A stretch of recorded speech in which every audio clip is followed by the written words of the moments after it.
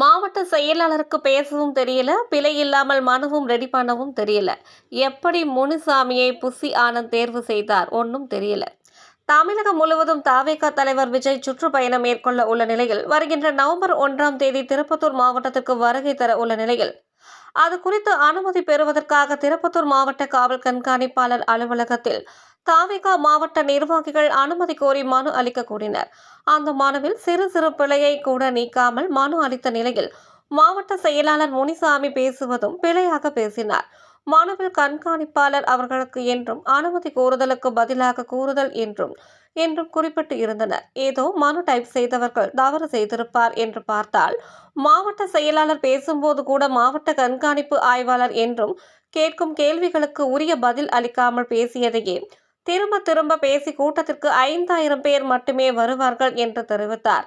திருப்பத்தூர் மாவட்டத்தில் படித்த பகுத்தறிவு உள்ள நபர்கள் அவர்கள் கடைசியில் பலர் இருக்கும் போதும் படிப்பு அறிவும் இல்லாமல் பகுத்தறிவும் இல்லாத நபரை மாவட்ட செயலாளராக புஷி ஆனந்த் எப்படி பொறுப்பு வழங்கினார் என்று அந்த கட்சி சார்ந்த நபர்களை கேள்வி எழுப்புகின்றனர். ஊடக பத்திரிகை துறை அனைத்து நண்பர்களுக்கும் முதல் கண் வணக்கத்தை தெரிவித்துக் கொள்கின்றோம். வருகின்ற 1/11/2025 தமிழக வெற்றி கழகத்தின் தலைவர் தளபதி அவர்கள் நமது திருப்பத்தூர் மாவட்டத்துக்கு வருகை தந்து மக்கள் சந்திப்பு நடத்த இருப்பதால் அதைத் தொடர்ந்து இன்று நமது மாவட்ட கண்காணிப்பு ஆய்வாளர் அவர்களை சந்தித்து தலைவர் வருவதற்கான அனுமதி கோரியுள்ளோம். அவர்கள் இந்த அனுமதிக்கான கடிதத்தில் பரிசீலனை செய்து தெரிவிக்க இருப்பதாக தெரிவித்திருக்கிறார்கள். சரி, இப்போ திருப்பத்தூர் மாவட்டத்துக்கு வராரு தலைவர், எவ்வளோ மக்கள் வருவாங்க நீங்கள் எதிர்பார்க்குறீங்க?